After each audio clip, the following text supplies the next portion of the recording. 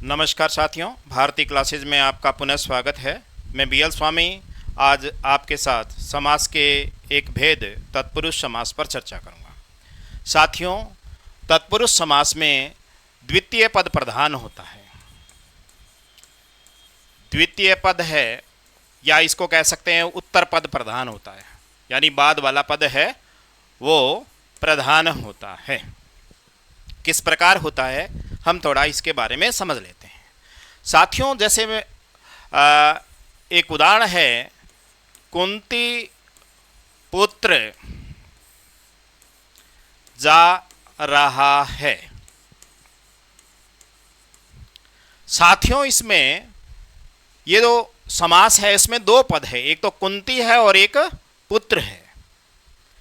अब यहां पर जो क्रिया के साथ में रहा है, अब देखिए कुंती स्त्रीलिंग है और पुत्र है वो पुल्लिंग है।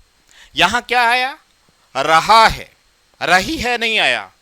इसका मतलब कौन सा पद प्रधान हो गया? ये जो पुत्र है ये वाला पद प्रधान हो गया, बाद वाला पद है उत्तर पद है वो प्रधान हो गया। उसी तरीके से जैसे उदाहरण देते हैं, जैसे राजपुत्री खेल रही है, खेल रही है। साथियों, इसमें ये जो खेल रही है जो आया है वो इस पुत्री की वजह से आ रहा है। ये भी बाद वाला पद है, तो यहां पर प्रधान पद कौन सा हो गया? पुत्री, राजपुत्री यानी राजा की पुत्री। उसी तरीके से आ जाएगा एक राजकुमारी, राजकुमारी सो रही है। तो इस स्थिति में कुमारी सो रही है, यानी राजा है, राजा की कुमारी या राजा की पुत्री। इसमें तो दोनों में ये राजा है पुल्लिंग है, लेकिन यहां पर रही है आया है। इसका मतलब है यहां पर पुत्री है, यानी बाद वाला पद है वो प्रधान हो। उसी तरीके से आगे चलते हैं। नील कमल खिल रहा है। साथियों, इसमें कमल खिल रहा है, खिल रहा है, ये किसके लिए आया है? कमल के लिए आया है। तो इस तरीके से वह समास जिसमें दूसरा पद है वो प्रधान होता है उसको हम कहते हैं तत्पुरुष समास। साथियों, तत्पुरुष समास के कई भेद हैं। मुख्य रूप से हमने पढ़ा है कि पद की जो प्रधानता है, यानी पद की प्रधानता, पद की प्रधानता के आधार पर समास के केवल 4 ही प्रकार है। कौन कौन से? एक जो है वो अविभाव है, अविभाव समास है। दूसरा है तत्पुरुष समास, तीसरा है द्वंद्व समास, द्वंद्व समास, और जो चौथा है वो समास है आपके बहुव्रीहि समास।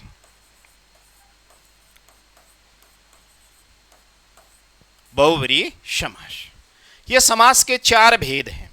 इसमें कौन सा है? प्रथम पद प्रधान होता है, इसमें दूसरा पद या उत्तर पद प्रधान होता है, इसमें दोनों ही प्रधान होते हैं, दोनों पद ही प्रधान होते हैं, और इसमें कोई पद प्रधान नहीं होता। अन्य जो अर्थ जो निकलता है वो पद है वो प्रधान होता है, अन्य कोई और ही अर्थ निकलता। अब हमने क्या है कि तत्पुरुष समास है उसके भी कुछ उपभेद हैं, कई उपभेद हैं, कारक के आधार पर भी उपभेद है, विभक्ति के अनुसार भी है, लेकिन मुख्य रूप से इसके 3 भेद हैं। कौन सा? एक है आपके तत्पुरुष में तत्पुरुष को ही रखा गया है। दूसरा इसमें कर्मधारय, कर्मधारय समास है, और कर्मधारय का ही एक भेद, अन्य जो भेद है उसको हम कहते हैं द्विगु समास, या पूरा अगर कहें तो द्विगु कर्मधारय समास। द्विगु कर्मधारय धारय समास कहते हैं। तो साथियों इसी तरीके से द्विगु समास व्याकरणिक दृष्टि से द्विगु समास और कर्मधारय तत्पुरुष के ही एक भेद है, ये भेद है दो अन्य ने। ठीक है, अब चलते हैं साथियों आगे। साथियों तत्पुरुष समास है, इसमें तद यानी उसका, पुरुष दूसरा पद प्रधान होता है, उसका पुरुष। और इस समास को, तत्पुरुष समास को हम कह सकते हैं कारकाधारित समास, कारक पर आधारित समास कहते हैं। कैसे? देखिए यहां पर ये कारक है, ये कुल 8 कारक है और इनके आगे ये विभक्ति चिन्ह है, ये विभक्तियां हैं। और जब तत्पुरुष समास में इन विभक्ति चिन्हों का लोप हो जाता है, इसलिए हम कहते हैं तत्पुरुष समास को कारकाधारित समास कहते हैं। और एक चीज और है, इसको हम कह सकते हैं कारक लोपे, एक उक्ति है संस्कृत की, कारक लोपे तत्पुरुष है। इसका अर्थ यह हुआ कि तत्पुरुष में कारक की विभक्ति का लोप होता है। अब वो किस प्रकार होता है साथियों? देखिए कर्ता ने, उसका विभक्ति चिन्ह है, विभक्ति है ने, कर्म को करण से या के द्वारा, संप्रदान के लिए अपादान से अलग होने के भाव में अलग होते हैं, जैसे ऋण मुक्त, ऋण से मुक्त, है ना। तो इसी तरीके से संबंध में का, के, की, रा, रे, री। इसी तरीके से अधिकरण में मैं और पर, यह विभक्ति चिन्ह है। और संबोधन में हे, अरे, ओ। साथियों तत्पुरुष समास में कारक विभक्तियों के आधार पर तत्पुरुष समास के कुल 6 भेद हैं। यहां पर कारक पे आधारित, जिसमें ध्यान रखना है कि कर्ता, जो कर्ता कारक है और जो संबोधन कारक है, इसका कोई भेद, इसके आधार पर तत्पुरुष का भेद नहीं है। तो तत्पुरुष समास को ये बीच वाले जो 6 भेद है, इसमें हम कैसे हैं कर्म, जिसमें कर्म की विभक्ति का लोप होता है, तो उसको हम कह सकते हैं कर्म तत्पुरुष समास, करण तत्पुरुष समास, संप्रदान तत्पुरुष समास, अपादान तत्पुरुष समास, संबंध तत्पुरुष समास और अधिकरण तत्पुरुष समास। ये कुल 6 भेद हैं। आगे हम पढ़ेंगे। देखिए साथियों, एक एक उदाहरण दे रहा हूं मैं आपको सभी। पहले हमने देखा कि हमने कर्ता को छोड़ देना है, कर्ता का और संबोधन को छोड़ देना है, और बाकी जो कारक है उसके आधार पर इसके प्रकार हैं। तो पहले हमने छोड़ दिया, कर्ता को छोड़ दिया तो कर्म आया, कर्म का विभक्ति चिन्ह है को, तो ज्ञान प्राप्त, उदाहरण है ज्ञान प्राप्त, ज्ञान को प्राप्त। जब समास का विग्रह करते हैं तब हम विभक्ति चिन्ह को वापस लिख देते हैं, और जब समास का निर्माण करते हैं तब यह विभक्ति चिन्ह हट जाता है, यानी को हट गया तो ज्ञान प्राप्त हो गया। ठीक है। करण से, तो ऋणग्रस्त है तो ऋण से ग्रस्त। इसी तरह संप्रदान में के लिए विभक्ति चिन्ह का लोप हो जाता है, जैसे गौशाला, गौ यानी गायों के लिए शाला, इसका लोप हो गया। इसी तरीके से अपादान में से, तो ऋण से मुक्त, तो ऋण मुक्त, यह इस विभक्ति चिन्ह का लोप हो गया। उसी तरीके से संबंध में का, के, की, जैसे राजसभा, तो राजा की सभा, यहां की का लोप हो गया, तो आया है राजसभा। उसी तरीके से अधिकरण में देखिए में या पर, 2 विभक्तियां आती है इसमें, जैसे सिर दर्द है तो सिर में दर्द, तो यहां पर में का लोप हो गया सिर दर्द में। और दूसरा भाषाधिकार है, तो भाषा पर अधिकार है, ये जो पर है इसका लोप हो गया और ये भाषाधिकार बन गया। साथियों इसी तरीके से तत्पुरुष समास के जो मुख्य रूप से कारक के आधार पर ये भेद दिए हुए हैं। अब सबसे पहले हम पढ़ते हैं कि कर्म तत्पुरुष समास, कर्म तत्पुरुष समास को कर्म कारक तत्पुरुष समास भी कहते हैं। प्रथम पद के साथ को विभक्ति चिन्ह विग्रह में आता है। विग्रह में क्या आएगा? को है वो विभक्ति चिन्ह आएगा। एक मिनट। अब यहां पर क्या होगा साथियों, देखिए इसकी पहचान क्या है। अगर ये थोड़ा सा इसको रटने की आवश्यकता नहीं है। ये जो पहचान के चिन्ह है मोस्टली ये क्या है कि पद के जो अंतिम पद है उसके अंत में आते हैं ये शब्द। कौन कौन से, जैसे उत्तर पद में गत आता है, प्राप्त, तोड़, उन्मुख, आपन, आगत, चोर, धर, जनक, गमन, प्रद, याज्ञ, ये कुछ शब्द आते हैं अंत में। तो मुख्यतः वो आपके कर्म तत्पुरुष समास होता है। और इन पे उदाहरण लेते हैं अपने, जैसे हस्तगत, इसमें क्या है, गत आ गया, अंत में क्या आ गया, गत आ गया। तो हस्तगत, हस्त को गत, गत का मतलब गया हुआ, ठीक है। तो इसके कुछ उदाहरण जैसे व्यक्तिगत, प्राणगत, देशभक्त, ठीक है। तो ये आप इसके उदाहरण हैं। उसी तरीके से सुख प्राप्त, तो सुख को प्राप्त, देखिए इनमें सभी में क्या है, सभी में जो कर्म की विभक्ति का दिखाया गया है, देखो को दे रखा है, सभी में को दे रखा है, आप देखिए, ठीक है, सबको में को दे रखा है। तो ये कौन सा है, कर्म तत्पुरुष समास है। अब इसमें सुख प्राप्त आ गया लास्ट में। तो जैसे ऐसे उदाहरण है अधिकार प्राप्त, ज्ञान प्राप्त, ख्याति प्राप्त, प्रेम प्राप्त। तो ये इसके कुछ उदाहरण हो गए। उसी तरीके से तोड़, क्या आता है, तोड़, तोड़ भी आता है। जैसे कमर तोड़, तो कमर को तोड़ने वाला, मुंह तोड़, तो मुंह को तोड़ने वाला, दिल तोड़ या कनपटी तोड़, इस तरह के उदाहरण मिल सकते हैं तोड़ पर। इसी तरह रोजगारोन्मुख, तो रोजगार को उन्मुख, विकासोन्मुख, ह्रासोन्मुख या कार्योन्मुख, ये आ जाएंगे। संकटापन, तो संकट को आपन, दुखापन, स्थानापन, स्थान को आपन। ग्रहागत, ग्रहागत में जैसे आ गया शरणागत। देखिए साथियों यहां पर है शरण को आगत, शरण में आगत नहीं है। हम क्या है त्रुटि बस लिख देते हैं, हालांकि कई बार प्रचलन में कई पुस्तकों में आता है, लेकिन इसका शुद्ध रूप क्या होगा, वो होगा शरण को आगत। क्या होगा साथियों, शरण को आगत। आगत यानी आया हुआ, आगत का मतलब होता है आया हुआ।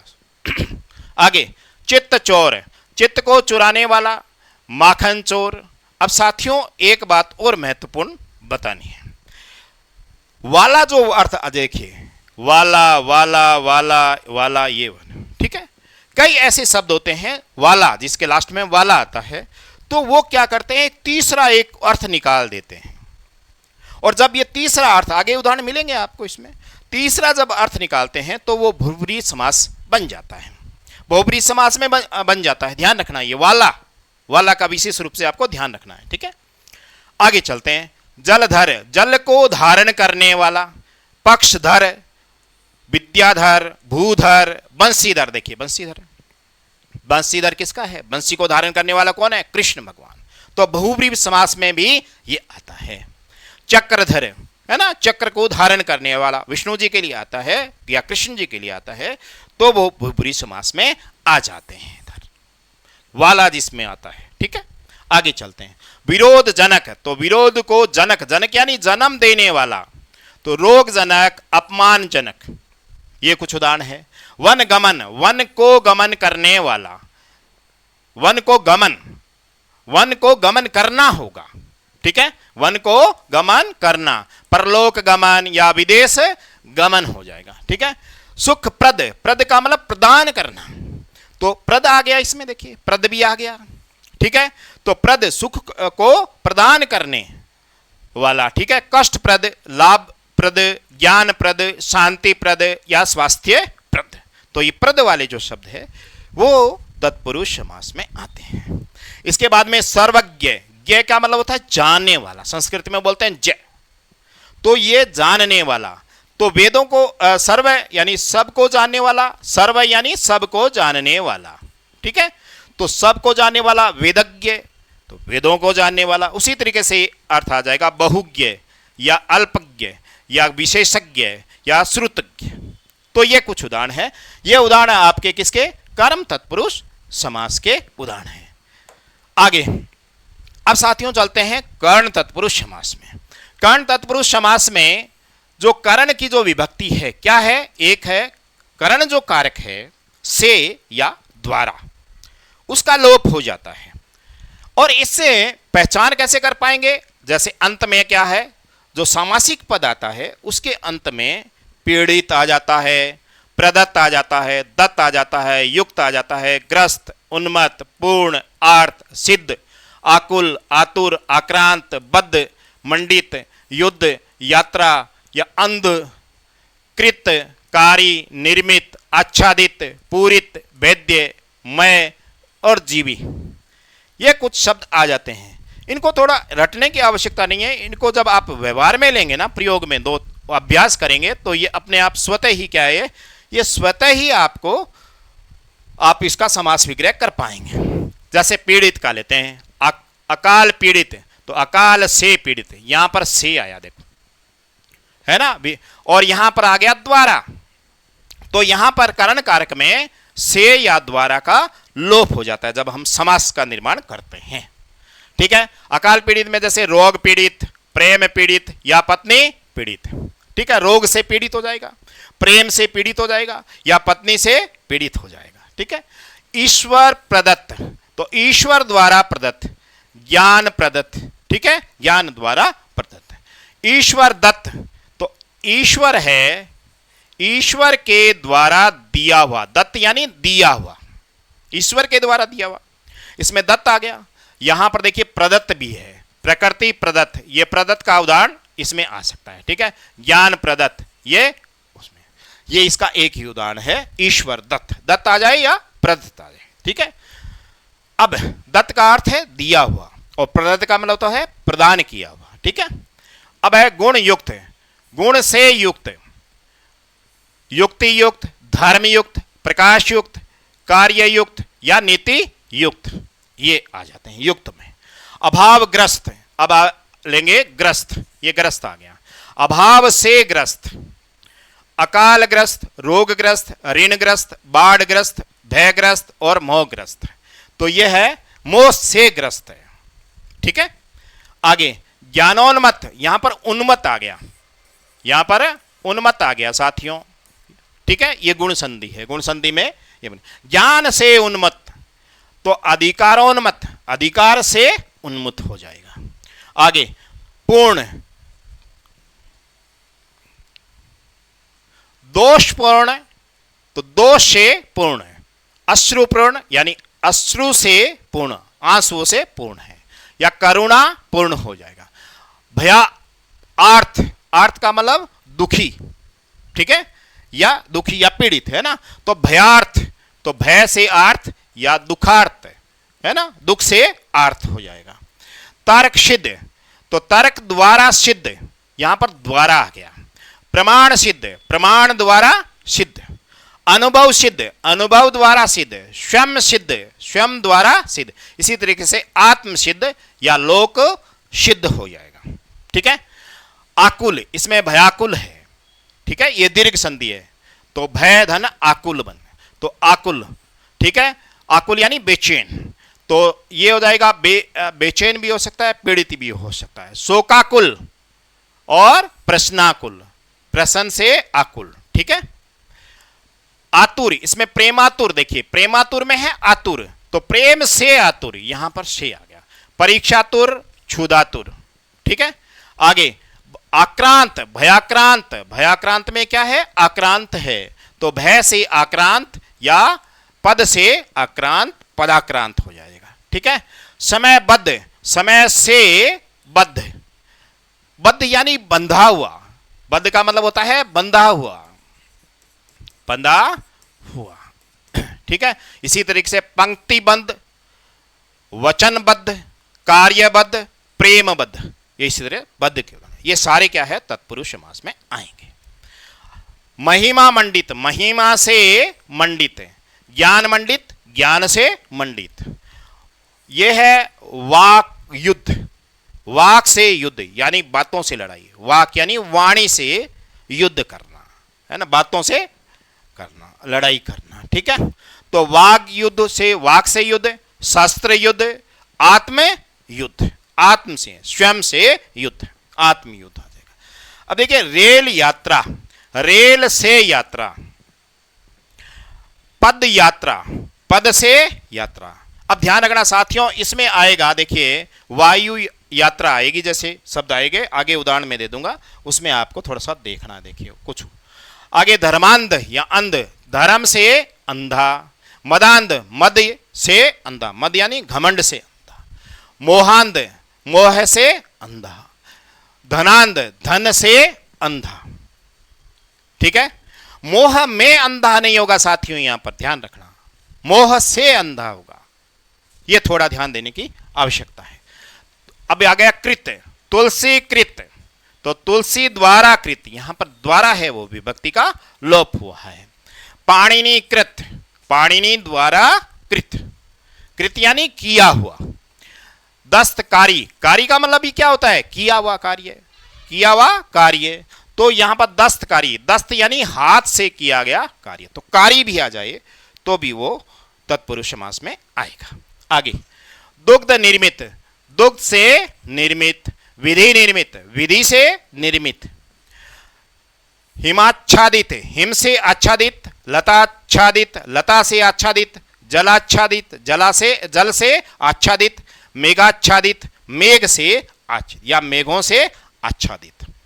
जलापूरित, पूरित यानी भरा हुआ, पूर्ण, जल से आपूरित, यहां पर आपूरित है, जलधन आपूरित, जलधन आपूरित है, दीर्घ संधि है, तो जल से आपूरित। स्वर्णापूरित यानी स्वर्ण से आपूरित हो जाएगा।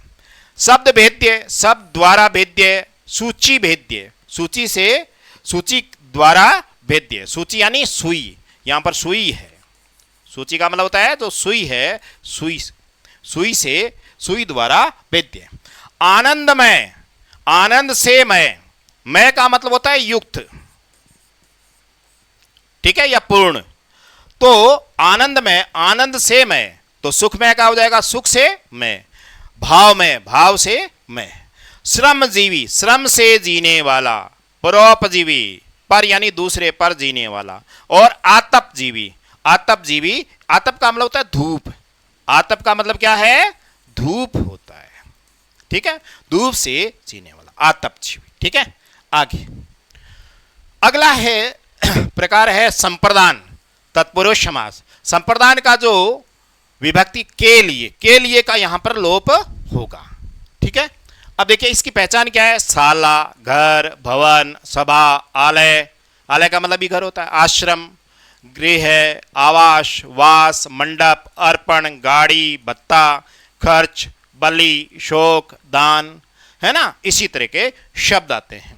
और ये शब्द आते हैं तो मुख्यतः वो तत्पुरुष समास होते हैं, और तत्पुरुष में संप्रदान तत्पुरुष समास होते हैं। ठीक है, यहां पर है गौशाला, तो गौशाला है तो गौ यानी गायों के लिए शाला है, के लिए शाला। ठीक है, तो पाठशाला, यज्ञशाला, धर्मशाला, धार्मिक कार्यों के लिए, है ना, धार्मिक जो कार्य है उनके लिए। पशुशाला, पशुओं के लिए। प्रयोगशाला, पौधशाला, व्यायामशाला, रसायनशाला, और गुड़साल, कई बार क्या साल भी आ जाता है, साल का मतलब भी क्या होता है, भवन होता है, कमरा होता है। ठीक है, तो ये घोड़ों के लिए। अब इसी तरीके से क्या है, स्नान घर, घर आ गया तो स्नान के लिए घर, तो रसोई घर, रसोई के लिए घर। परीक्षा भवन, यहां भवन आ गया तो परीक्षा के लिए भवन, कृषि भवन, और सभा भवन। लोकसभा, लोक यानी जनता के लिए सभा, जनता के लिए सभा। विधान सभा, विधान यानी कानून के लिए, कानून निर्माण के लिए सभा। ठीक है, तो विधान सभा हो जाएगी। आगे विद्यालय या आलय आ गया, विद्या के लिए आलय, देवालय, न्यायालय, शिवालय, मंत्रालय, मंत्रालय का मतलब ये होता है मंत्रणा के लिए आलय, क्या होता है, मंत्रणा के लिए आलय, ये होगा। ठीक है, मंत्रणा करते हैं, विचार विमर्श करते हैं, समीक्षा करते हैं कोई चीज की, तो मंत्रणा के लिए आलय। सचिवालय, प्रतीक्षालय, तो इन सभी में के लिए विभक्ति का लोप हुआ है। आगे गृहस्थाश्रम, तो गृहस्थों के लिए आश्रम, ब्रह्मचर्याश्रम, वानप्रस्थाश्रम, प्रस्थाश्रम, संन्याश्रम, संन्यासा, यहां पर तो त्रुटि हो गई, संन्यासाश्रम होगा। ठीक है, तो संन्यासाश्रम हो जाएगा। ठीक है, संन्यास में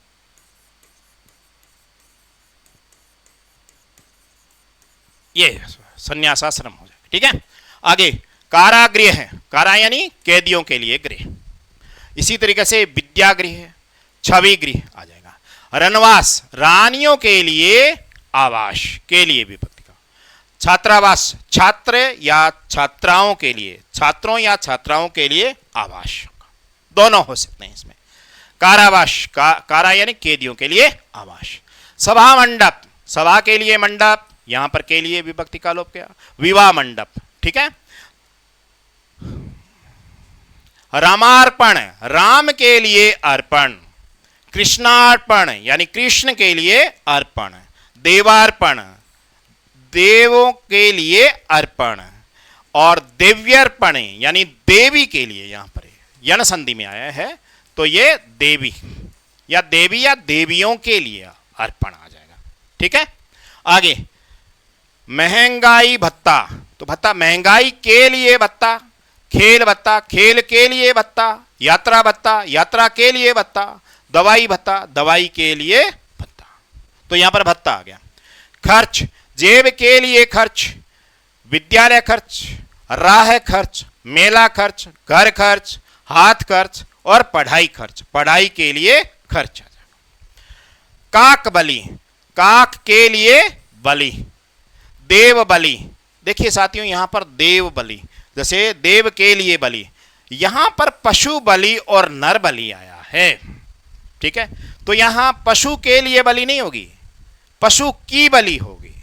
ठीक है, तो पशु की बलि होगी यहां। तो यहां पर संबंध तत्पुरुष समास, काके की किसकी में आता है, संबंध तत्पुरुष में आता है। यहां पर है नर की बलि, न कि नर के लिए बलि। ध्यान रखना, ये आप जैसे बलि आ गया तो इसका मतलब नहीं है कि वो होगा तो वो तत्पुरुष समास, लेकिन वो तत्पुरुष समास के अंदर जो अलग कारक विभक्ति के अनुसार जो भेद है उसमें दूसरे भेद में चला जाएगा। ठीक है, तो यहां पर विभक्ति क्या है, पशु की बलि, पशु या पशुओं की बलि हो जाएगा। ठीक है, आगे पुत्र शोक, पुत्र के लिए शोक।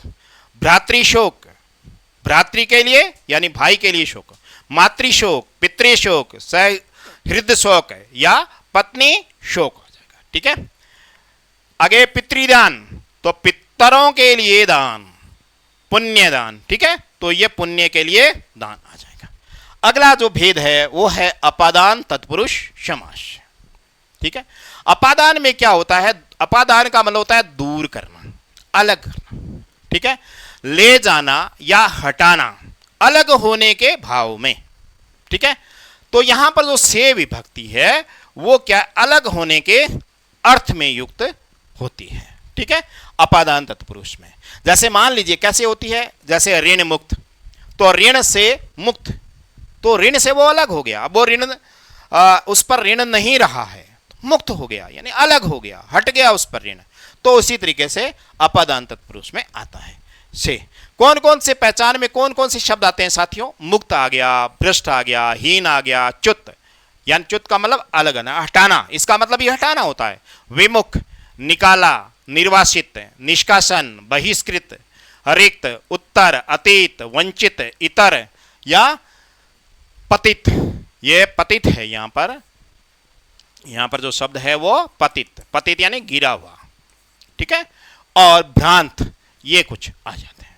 ठीक है, अब देखिए ऋण मुक्त, ऋण से मुक्त, तो मुक्त से पद मुक्त, बंधन मुक्त, शोक मुक्त, रोग मुक्त, रोग से मुक्त, दोष मुक्त, दोष से मुक्त, कार्य मुक्त यानी कार्य से मुक्त हो जाएगा, ऐसे पाप मुक्त, पाप से मुक्त हो जाएगा या अलग हो जाएगा। ठीक है, अब भ्रष्ट, जाति से भ्रष्ट, धर्म भ्रष्ट, पथ भ्रष्ट, ज्ञान भ्रष्ट और लक्ष्य भ्रष्ट, यानी लक्ष्य से भ्रष्ट हो गया, लक्ष्य से अलग हो गया वो। ठीक है, धनहीन, धन से हीन, हीन का मतलब होता है रहित, गुणहीन, त्रुटिहीन, नेत्रहीन या बुद्धिहीन, तो इसमें यह काम में आता है। आगे च्युत, च्युत का मतलब होता है हटाना, तो पद च्युत का मतलब होता है पद से च्युत, यहां पर से जो विभक्ति है। ठीक है, लोप हो गया यहां पर। धर्मच्युत, स्थानच्युत, मार्गच्युत यानी मार्ग से हट गया वो, ठीक है। कर्मच्युत, सत्ताच्युत और कर्तव्यच्युत, ये जो शब्द आ गए ना, इससे ये हटने का भाव आता है, ठीक है। आगे धर्म विमुख, धर्म से विमुख, विमुख का मतलब होता है मुंह मोड़ देना, ठीक है। कर्म विमुख, ईश्वर विमुख, तो इसमें क्या हो जाएगा, ईश्वर से विमुख, कर्तव्य विमुख, पद विमुख और रण विमुख, रण से यानी युद्ध से विमुख हो गया, ठीक है, मुंह मोड़ लिया। देश निकाला, निकाला आया, देखा, देश से निकाला, और निकाला आ गया, निर्वासित आ गया, है ना, ये शब्द आते हैं। निष्कासित आ गया, निष्कासन आ गया, तो ये जो सारे शब्द है उसमें से विभक्ति का लोप होगा, ठीक है। देश बहिष्कृत, तो ये हो जाएगा देश से बहिष्कृत। बहिष्कृत का मतलब होता है निकाल कर बाहर किया हुआ, जाति बहिष्कृत या धर्म बहिष्कृत, धर्म से निकाल कर बाहर किया हुआ, बहिष्कृत आ गया, ठीक है। माया रिक्त, माया से रिक्त, जल रिक्त, ज्ञान से रिक्त, ज्ञान रिक्त, धर्म से विरत, अच्छा ये विरत भी आ सकता है, तो धर्म विरत, विरत आ सकता है, विरक्ति आ सकता है, ज्ञान विरक्ति है, ये शब्द आ सकते हैं। तो यहां पर रिक्त भी हो सकता है, विरत भी आ सकता है, विरक्ति भी आ सकता है, ठीक है। स्नातकोत्तर, स्नातक से उत्तर, उत्तर का मतलब होता है बाद में, उत्तर से उत्तर का मतलब होता है बाद में, है ना, बाद में, स्नातक के बाद, जैसे एमए, एमए के जो डिग्री है उसको हम कह सकते हैं कि स्नातकोत्तर, स्नातक बीए और उसके बाद में स्नातकोत्तर एमए।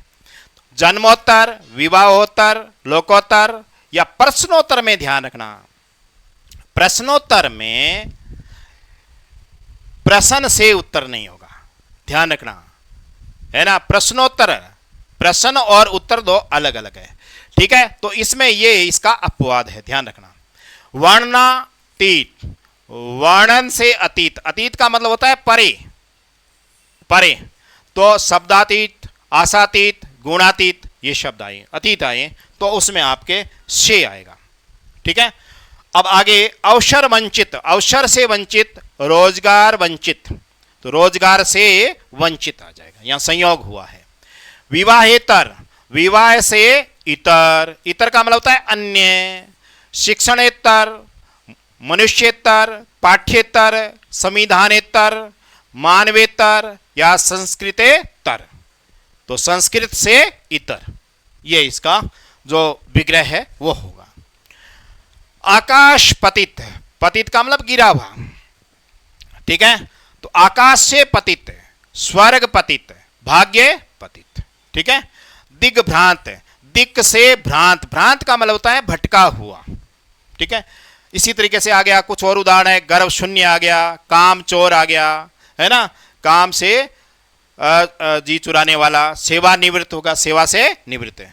अब देखिए साथियों, ये दो थोड़ा सा ध्यान रखना, इसका विग्रह करते वक्त इन शब्दों में आएगा तो अपादान तत्पुरुष समास, लेकिन यहां पर क्या है कि विभक्ति चिन्ह है ये ना, वो करते हुए जैसे हत श्री या हत भाग्य है, उसका अगर आपको विग्रह करना है तो श्री से हत, श्री का मतलब होता है संपत्ति, समृद्धि, ठीक है, तो श्री से हत, और हत भाग्य में भाग्य से हत लिखना है आपको, ठीक है, या हत से भाग्य नहीं लिखना, ठीक है, या हत से श्री नहीं लिखना, श्री से हत और भाग्य से हत करना है, ठीक है।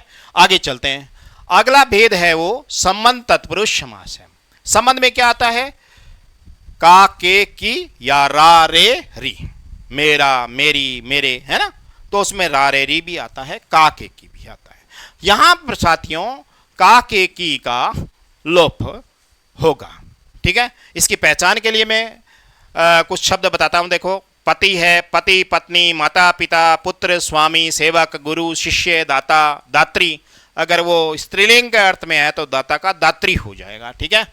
पात्र है, बलि, पद्धति, दान, दार, आशय, ठीक है, और कुछ और जैसे सागर है, सागर आ गया, अध्यक्ष आ गया, भाषा, चरित्र यानी चरित्र, और या कोज जैसे पति का लेते हैं, सेनापति, सेना का पति, तो यहां संबंध तत्पुरुष समास हो गया, यहां का लोप हुआ है, ठीक है। राष्ट्रपति, भूपति, गृहपति, लखपति, करोड़पति, सीतापति। ठीक है, यहां पर यह सीतापति है। सीतापति कौन है? यह सीता का पति होगा, लेकिन एक अन्य अर्थ और निकलता है।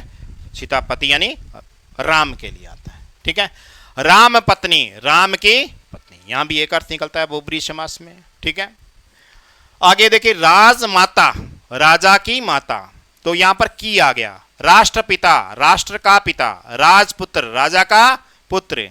ग्राम स्वामी, ग्राम का स्वामी। राज सेवक, राजा का सेवक। जगत गुरु, जगत यानी संसार का गुरु हो गया। ठीक है, सुदर्शन शिष्य, सुदर्शन का शिष्य आ जाता है। रक्तदाता, अब ये यहां पर दाता भी आ गया। देखिए साथियों, दाता आ गया तो रक्त का दाता। अगर ये स्त्रीलिंग में है तो दात्री हो जाएगा, रक्त दात्री हो जाएगा। ठीक है, मतदाता, प्राणदाता, जीवनदाता, विद्यादाता, ज्ञानदाता, और स्त्रीलिंग अर्थ में दात्री, ज्ञानदात्री हो जाएगा। ठीक है, नर बलि, देखिए बलि आया ना पीछे, तो काक बलि आया, तो काक के लिए बलि आया है ना। लेकिन यहां पर क्या है? नर बलि, नर की बलि। यहां पर ये जो आएगा नर बलि आएगा, वो तो आएगा अपने किसमें? संबंध तत्पुरुष समास में। और पशु बलि भी उसमें आएगा, पशुओं की बलि या पशु की बलि। शिक्षा पद्धति, शिक्षा की पद्धति। प्राणदान, प्राणों का दान। जीवन दान, जीवन का दान। ज्ञान दान, कन्यादान, तुलादान। साथियों, ये तुलादान इसका अपवाद है, तुला के बराबर दिया गया दान। ठीक है, तो ये तुलादान अलग है। हम आगे हम इसको पढ़ेंगे। जमींदार, दार का मतलब होता है स्वामी, दार का अर्थ होता है स्वामी। जमीन का दार यानी जैसे थानेदार, थाने का स्वामी, थाने का दार, दार का मतलब स्वामी है, अरबी फारसी में आता है। जलाशय, जल का आशय, आशय का मतलब आश्रय या स्थान, आश्रय या स्थान भी हो सकता है। ठीक है, तो जल का आश्रय, आशय, जलाशय, पित्ताशय, आमाशय, अग्न्याशय, तो ये इसमें का विभक्ति का लोप हुआ है। आगे यहां भव सागर, भव का सागर। करुणा सागर, करुणा का सागर। प्रेम सागर, प्रेम का सागर। दुख सागर, दुख का सागर आ जाएगा। लोकसभा अध्यक्ष, लोकसभा का अध्यक्ष, लोकसभा अध्यक्ष। अच्छा, इसमें तीन है, ध्यान रखना। मैंने कहा कि समास है, उसमें दो पद भी हो सकते हैं, दो से ज्यादा भी हो सकते हैं। तो लोक भी है, सभा भी है और अध्यक्ष भी है। यहां पर तीन पद है। ठीक है, लोकसभा, लोकसभा में क्या होगा? लोकों, लोक की सभा या लोकों की सभा है ना, जनता की सभा। यहां पर भी आपके संबंध तत्पुरुष समास आ सकता है। छात्र संघाध्यक्ष, छात्र संघ का अध्यक्ष। ग्रामाध्यक्ष, ग्राम का अध्यक्ष। सभाध्यक्ष, सभा का अध्यक्ष आ जाएगा। ठीक है, लोक भाषा, लोक की भाषा। राजभाषा, राष्ट्रभाषा, ग्राम भाषा और देश भाषा, देश की भाषा। रामचरित, राम का चरित, चरित यानी चरित्र। देव चरित्र, तुलसी चरित्र, कृष्ण चरित्र, और लास्ट में आ गया कोश, शब्द कोश, शब्दों का कोश आ गया। ठीक है, आगे चलते हैं साथियों। अधिकरण तत्पुरुष समास। इसमें अधिकरण का जो विभक्ति है वो में और या फिर पर है। अब यहां इसकी पहचान देखिए। आरूढ़, आरोहण, केंद्रित, विश्वास, मग्न, निष्ठ, पुंगव, रथ। पुंगव का मतलब होता है श्रेष्ठ, श्रेष्ठ। रत यानी लीन, दर्द, सिद्ध, लीन, उत्तम, वास, आसक्त, परायण, जय। ये कुछ शब्द हैं जो मुख्य रूप से इसमें आपके अधिकरण तत्पुरुष समास में आते हैं। वृक्षारूढ़, तो वृक्ष पर आरूढ़। अश्वारूढ़, तो अश्व पर आरूढ़ होगा। ठीक है, पर्वतारोहण, पर्वत पर आरोहण, आरोहण यानी चढ़ना। अश्वारोहण, स्व केंद्रित, स्व पर केंद्रित होगा, स्व में केंद्रित नहीं होगा, स्व पर केंद्रित यानी उसका जो ध्यान है वो स्वयं पर है, स्व पर है, अपने पर है। भ्रातृविश्वास, भ्रातृ पर विश्वास, मित्र विश्वास, पितृविश्वास, आत्मविश्वास, आत्म पर विश्वास, आत्म यानी स्वयं पर विश्वास होगा।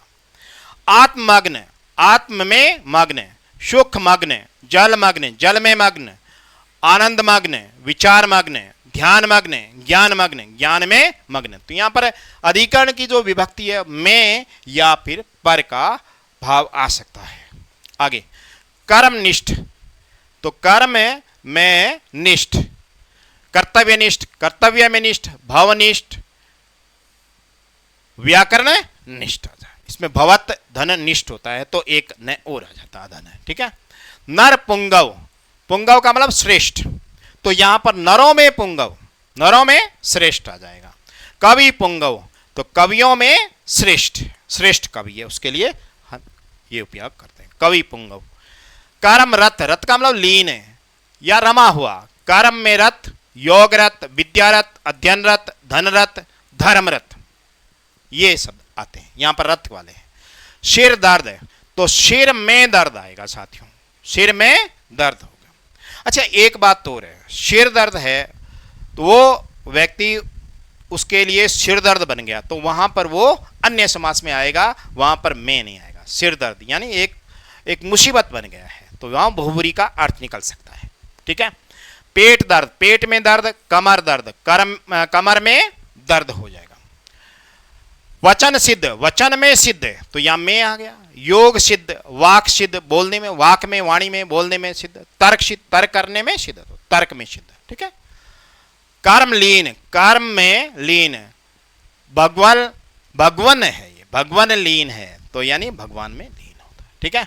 नरोत्तम, नरों में उत्तम, पुरुषोत्तम यानी पुरुषों में उत्तम आ जाएगा, ठीक है। यहां पर में विभक्ति चिन्ह है। गृहवास, गृह में वास, नगरवास, वनवास, स्वर्गवास, ठीक है, स्वर्ग में वास हो जाएगा। फलाशक्त, फल पर आसक्त है। पत्न्यासक्त है, ये पत्नी, पत्नी धन आसक्त है, यहां पर क्या है यण संधि का, ये तो यहां पर वर्ड जो है वो पत्नी है, ठीक है, पत्नी है, तो यहां पर पत्न्यासक्त हो गया। विषयासक्त, कामासक्त या रूपासक्त, तो ये कुछ उदाहरण थे। इसी तरह दो उदाहरण और है। धर्म परायण, धर्म में परायण, कर्तव्य परायण, कर्तव्य में परायण, विद्या परायण, विद्या में परायण, निपुण, प्रेम परायण, प्रेम में परायण आ जाएगा। मृत्युंजय, तो मृत्यु पर जय, इंद्रिय जय यानी इंद्रियों पर जय, तो यहां पर है वो विभक्ति चिन्ह का लोप हुआ है। तो ये साथियों जो 6 प्रकार है, आपने देखा आरंभ में देखा था कि जो कारक है उसमें कर्ता कारक और संबोधन कारक को छोड़ करके बाकी जो कारक है उनके नाम पर ही तत्पुरुष समास के भेद दे रखे हैं। अब है तत्पुरुष समास के कुछ उपभेद है साथियों जिनको हमें पढ़ना है। एक है अलुक तत्पुरुष समास, दूसरा उपपद तत्पुरुष समास, नए तत्पुरुष समास, 3 ही समास मुख्य, और एक है लुप्त पद या इसको मध्यम पद या लोपी तत्पुरुष समास कहते हैं साथियों। और ये जो 2 है कर्मधारय तत्पुरुष समास और द्विगु कर्मधारय समास, कर्मधारय का ही एक भेद है द्विगु, ठीक है, उसको हम पृथक से अलग अध्याय में पढ़ेंगे। पहले हम इन 4 जो भेद है आरंभ वाले इनका अध्ययन करते हैं। देखिए साथियों, अलुक, ए का मतलब होता है नहीं, और लुक का मतलब लुकना या छिपना, छिपना, तो ऐसे क्या तत्पुरुष समास, तो इसमें जो छिपे नहीं, छिपे नहीं यानी जो बिना छिपे, छिपे नहीं या बिना छिपे, जो संस्कृत में जो तत्सम शब्द, मूल संस्कृत में जो शब्द लिए होते हैं वो बिना छुपे, उसमें कुछ छुपे बिना छुपे वैसे के वैसे अपने हिंदी में आ जाते हैं, तब हम इसमें अलुक तत्पुरुष समास कहते हैं उसको। कई बार परीक्षाओं में पूछ भी लेते हैं, मुख्य रूप से तो ये तत्पुरुष समास पूछ लेते हैं कि भाई तत्पुरुष समास का है या नहीं है, तो वो आसान है आपके काम। लेकिन तत्पुरुष समास के जो भेद पूछ ले या उपभेद में से कोई ऑप्शन आ जाए तब थोड़ी दिक्कत होती है, इसलिए ये समझना बेहद जरूरी है। अलुक, अलुक का मतलब होता है साथियों बिना लुके, लुके यानी छिपे, बिना छिपे प्रथम पद यानी पूर्व पद में लगे कारक या विभक्ति चिन्हों का लोप नहीं होता है, लोप नहीं होता है। जैसे शर का मतलब होता है तालाब, शर का मतलब क्या होता है? तालाब। बहुत सारे गांवों के जो नाम है शर लगता है, वो पहचान उसके तालाब से मिली है, बहुत सारे गांव। तो यहां मूल संस्कृत में शब्द क्या आता है? सरसी। क्या आता है साथियों? सरसी। अब यहां सी का लोप नहीं हुआ है और वो स्वतः ही वो संस्कृत में क्या है? वो लोप नहीं होता है, यानी अलुक होता है, तब ये स्थिति उत्पन्न होती है। एकदम आसान है इसमें। जैसे सरसिज, सरसी है, सरसी का मतलब तालाब, तालाब में जन्म लेने वाला। इसी तरह मनसिज यानी मनसी यानी मानस में, मन में जन्म लेने वाला, मनसिज हो जाएगा। ठीक है। आगे निशिचर, देखो वैसे तो क्या है? निशा है ना, तो निशिचर है, निशी यानी रात, है ना, निशी यानी रात में विचरण करने वाला। चर का मतलब विचरण करने वाला, और जय का मतलब जन्म लेना वाला, जन्म लेने वाला, लेने वाला। लेकिन साथियों इसमें ध्यान रखना कि सरसी आएगा, शर नहीं आएगा। एक आएगा सरोज, सरोज आएगा, तो सरोज में भी सर आता है ना, सरह आता है। ठीक है, तो उसमें क्या है कि वो विसर्ग संधि में आता है। तो इसी तरीके से यहां पर क्या है? इसका लोप नहीं होता। अब ये युद्ध यानी युधि, युधि आएगा, युद्ध में स्थिर रहने वाला, युधिष्ठिर, जो व्यक्ति युद्ध से विचलित नहीं होता है, युद्ध से भागता नहीं है, युद्ध में स्थिर रह करके और संयम से, विवेक से युद्ध करता है, उसके लिए शब्द आता है युधिष्ठिर। ठीक है। अब साथियों इसमें कुछ और है, देखो उदाहरण खेचर है। अब देखिए यहां खे, खे का मतलब होता है आकाश, खे का मतलब होता है आकाश, तो खेचर आया, खे आकाश में विचरण करने वाला, मुख्यतः आता है पक्षी के लिए आता है। ठीक है। वनेचर, मृत्युंजय, यहां पर क्या है? मृत्युम, मृत्युम है साथियों, है ना, तो इसका लोप नहीं है, मृत्युम धन जय, मृत्युंजय। ठीक है। धुरंधर, तो धुरंधर क्या हो जाएगा? धुरमधर, धुरम, धुरम आएगा, धुरमधर आएगा। साथियों इसमें ये जो मैं है वो इसमें अनुस्वार में बदल गया है। धुरम यानी धूरी को, धूरी को या आधार को धारण करने वाला जो बलशाली होता है उसके लिए धुरंधर का। ठीक है। इसलिए तीर्थम कर, तीर्थम, यहां पर तीर्थम आएगा तो तीर्थम का लोप नहीं होता, तीर्थम कर। शुभम कर यानी शुभ को करने वाला। ठीक है, शुभंकर। प्रलयम, प्रलयम धन कर, तो प्रलयम में यह आएगा। विहम, विहम का मल भी आकाश होता है, ग का मल होता है गमन करना, तो ये विहंग पक्षी का पर्यायवाची, किसका है? पक्षी का। इसे चिरम जीवी, चिरम है, चिरम का लोप नहीं होता है, जैसा संस्कृत में है वैसा ही उपयोग में आता है, तो इसलिए यहां पर चिरमजीवी है ना। और बृहस्पति, ये बृहत है, एक्चुअल बृहत से बना है, बृहत यानी बड़ा, और यहां इसके लिए देवगुरु के का पर्यायवाची है ये। ठीक है। आगे अब देखिए साथियों दूसरा जो भेद है ना वो है उपपद तत्पुरुष समास। इसमें क्या होता है? दूसरा पद स्वतंत्र न होकर के प्रत्यय के प्रयोगों में, प्रत्यय के प्रयोगों में काम में आता है। साथियों बहुत ध्यान देने वाली बात है ये। दूसरा पद होता है वो कृदंत होता है, यानी क्रिया का भाव देता है। देखिए क्रिया का भाव देगा। ठीक है। और अपने आप में सार्थक होता है, अपने आप में सार्थक है, लेकिन परंतु वाक्य या भाषा में स्वतंत्र प्रयोग में नहीं होता, आता प्रयोग में स्वतंत्र प्रयोग नहीं होता इनका। उदाहरण के तौर पे जैसे मान लीजिए साथियों मैं लिखूं जय, जय जैसे आप क्या मानोगे? जय का क्या मानोगे? स्वतंत्र रूप से जय क्या अर्थ मानोगे? केवल एक वर्ण मानोगे, चय वर्ग का तीसरा वर्ण, यही मानोगे ना। स्वतंत्र रूप से कोई अर्थ इसका नहीं निकलता। लेकिन अगर ये जल के साथ में जुड़ जाता है साथियों तो इसका अर्थ होता है जन्म देने, जन्म लेना, जन्म लेना हो जाएगा। ठीक है। तो ये क्या होगा? जल में जन्म लेना, जलज हो जाएगा, जो कि कमल का एक पर्यायवाची है। इसी तरीके से द आप पढ़ेंगे, द, तो द का क्या अर्थ मानोगे आप? कोई नहीं, एक वर्ण मानोगे। और ये तय वर्ग का तीसरा वर्ण त थ द तीसरा आएगा। लेकिन जब इसको मैं यहां पर लिख दूं दुखद, तब यहां पर द का मतलब देने वाला हो जाएगा, यानी दुख देने वाला, दुखदाई, दुख देने वाला हो जाए, दुखद। तो ये मैंने कुछ लिखे हैं, देखिए। ज का मतलब जन्म लेना अर्थ निकलता है। द का मतलब होता है देना। दी का मतलब धारण करना। ग का मतलब होता है गमन करना, गमन करना, ठीक है। और जैसे खग में आता है, ख का मतलब होता है, ख या खे का मतलब होता है आकाश, और ग का मतलब होता है गमन करना, विचरण करना। तो आकाश में गमन करने वाला पक्षी का पर्यायवाची। तो यहां पर जो ग है उसका एक स्वतंत्र अर्थ, स्वतंत्र रूप से कोई अर्थ नहीं है, लेकिन ये जब किसी दूसरे पद के साथ में अगर लग जाते हैं तो कृदंत का भाव देते हैं, ठीक है। अब आगे जैसे पा का मतलब पीना भी हो सकता है और पालन करना भी हो सकता है। इसलिए ग का मतलब जानना, चर का मतलब विचरण करना, कार का मतलब करने वाला, हर का मतलब हरण करने वाला, धर का मतलब धारण करने वाला।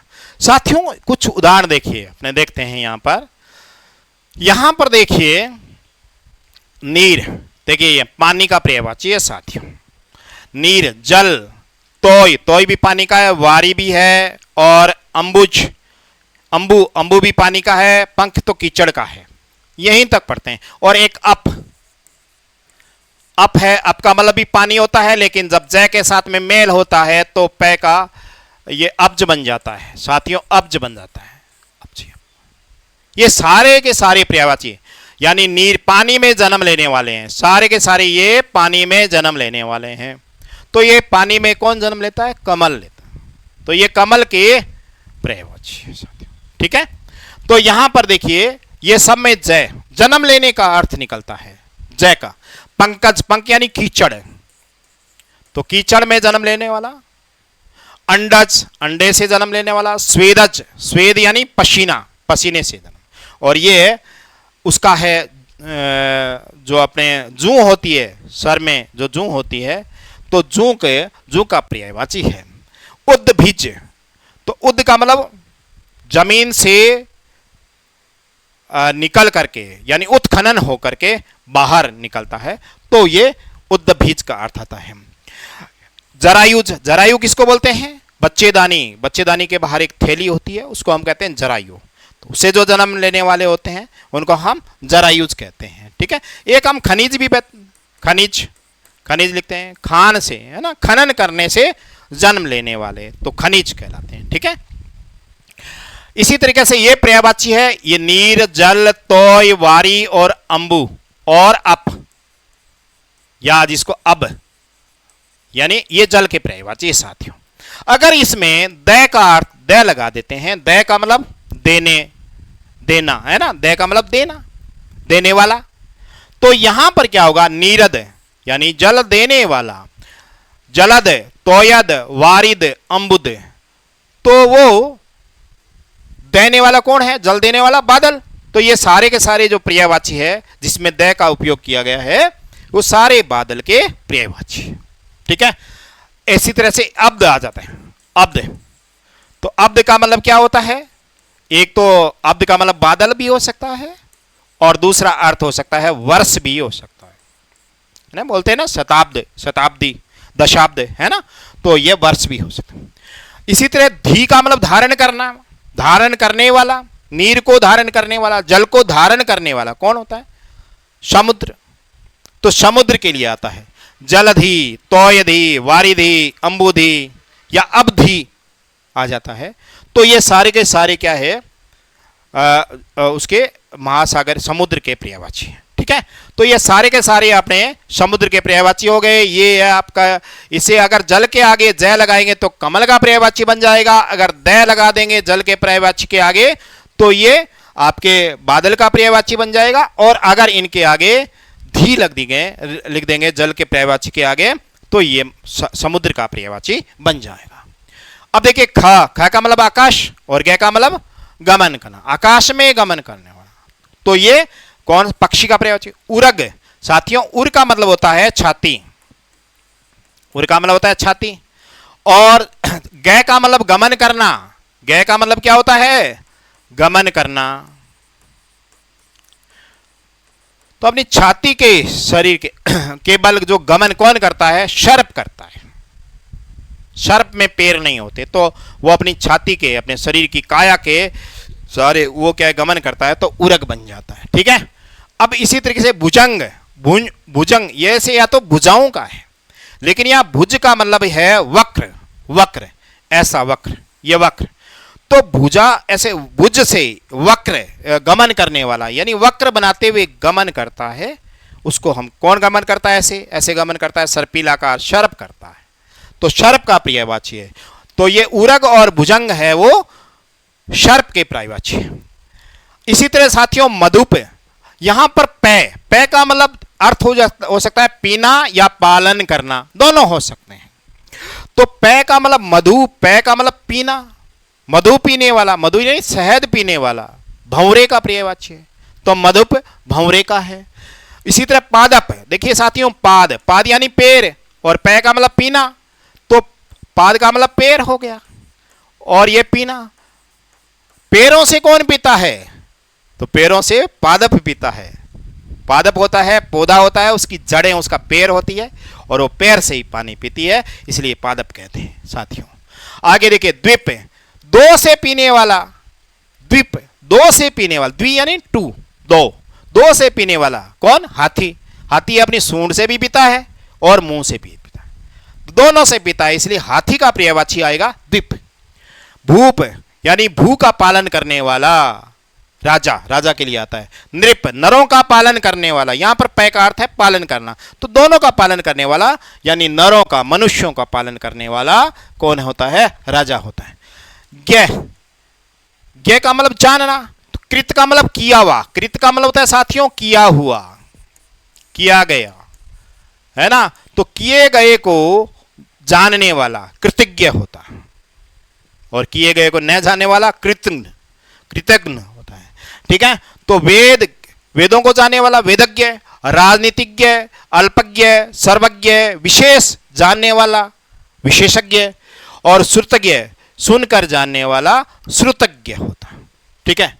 आगे चर, चर का मतलब साथियों विचरण करना, थल चर, जल चर, थल में विचरण करने वाला और जल में विचरण करने वाला। और उभय, या उभय का मतलब होता है दोनों, उभय का मतलब होता है साथियों दोनों, उभय का मतलब होता है दोनों, यानी जल और थल दोनों में जो विचरण करता है उसको उभयचर कहते हैं, जैसे मेंढक, है ना। तो ये पर्यायवाची हो सकते हैं। कार, कार का मतलब क्या होता है? करने वाला। तो साहित्यकार, कुंभकार, कुंभ यानी घड़ा, स्वर्णकार, मूर्तिकार, मूर्तिकार, कविताकार, गजलकार, ग्रंथकार। तो ये जो शब्द है इसमें क्या है? इनमें कार आए हैं, तो कार वाले हैं वो भी आपके तत्पुरुष समास आएंगे। ठीक है। मनोहर, यहां पर हर आ गया, मन को हरने वाला। और मुरलीधर और बंसीधर, बंसी को धर यानी धारण करना, मुरली को धारण करने वाला और बंसी को धारण करने वाला। मैंने आपको पहले ही बताया था कि धारण करने वाला, वाला जब आए तो वो बहुब्री भी, अगर तीसरा अर्थ निकालता है तो बहुब्री समास हो सकता है, तो यहां पर बहुब्री समास का उदाहरण है। आगे चलते हैं साथियों। नए तत्पुरुष समास, नए का मतलब होता है नहीं, नो या ना। तो ना का अर्थ देने वाले प्रथम पद निषेध होता है, मनाही होती है, ना होता है प्रथम पद में, और नकारात्मक भाव देते हैं, उनको हम नए तत्पुरुष समास कहते हैं। नए तत्पुरुष समास में कुछ जैसे कौन कौन शब्द आते हैं? आ जाता है साथियों, ए आ सकता है, अन आ सकता है, देखो संस्कृत में अन, और अपने तद्भव में हिंदी में अपने अन, इसमें हलंत नहीं लगता, अन लगा देते हैं और पूरा लगा देते हैं साथियों। जैसे अन आता है तो अन के साथ में कोई न कोई आगे स्वर आ जाता है, जैसे अनीश्वर, यहां पर देखिए अनीश्वर है, तो अनीश्वर अन धन ईश्वर आता है ना, ईश्वर आ गया, है ना।